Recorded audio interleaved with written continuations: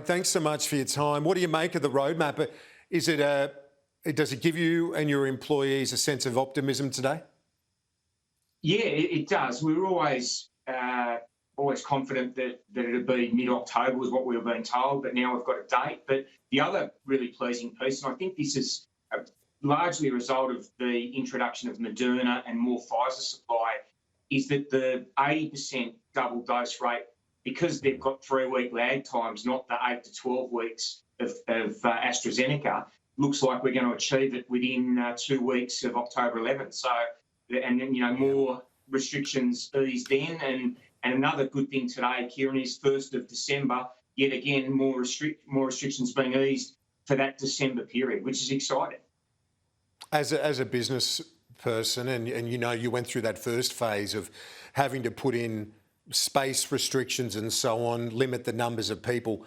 Is it basically going back to the model you had last year, or do you have to change things up a lot?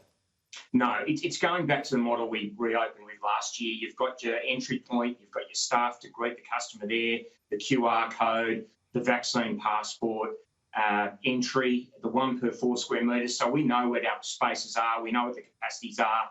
The extra furniture is taken away so that you don't run into problems with that, and away we go.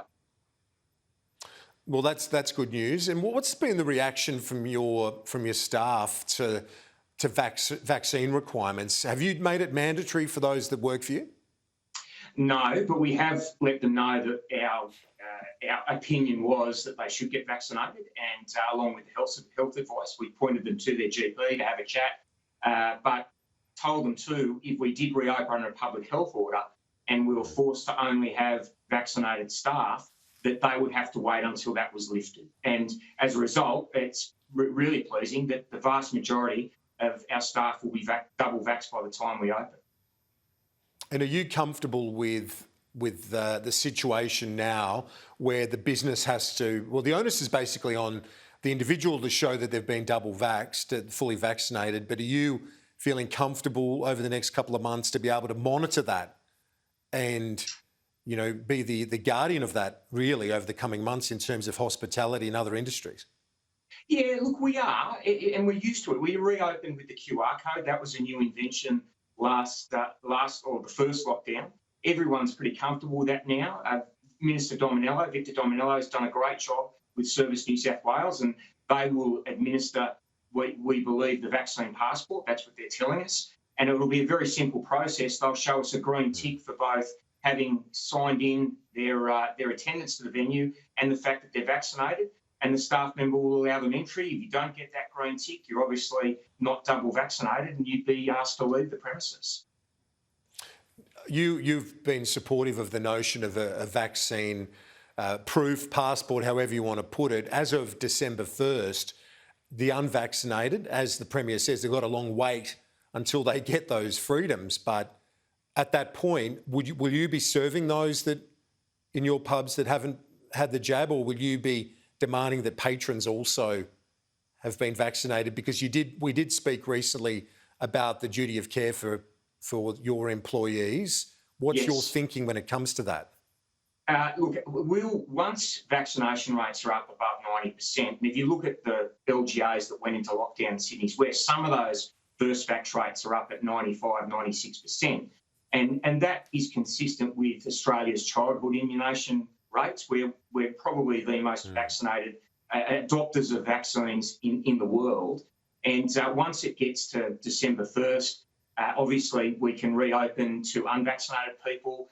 It is, though, going to be a case-by-case basis. So we've employed an independent third-party risk assessment company to look at each venue, because every venue is different.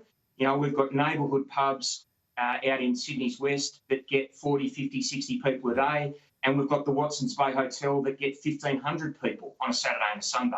Quite clearly, a large number of unvaccinated people and a COVID outbreak at the Watsons Bay Hotel would be a very different beast to a neighbourhood pub. So it's a case of working, and we need that risk assessment there that we can put in place our procedures and policies, before we reopen on December the 1st, to make sure that we're looking after staff and patrons as in terms of best practice, independent legal advice on how we should do that.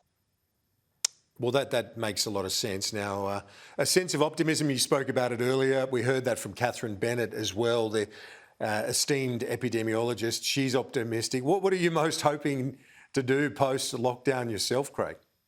Mate, get rid of this. I don't know if you can see, but this Ace Ventura mullet I've got going on. My kids have had a crack at the sideburns to try and keep them under control, but on the top here, mate, it's a shocker and it needs to be fixed.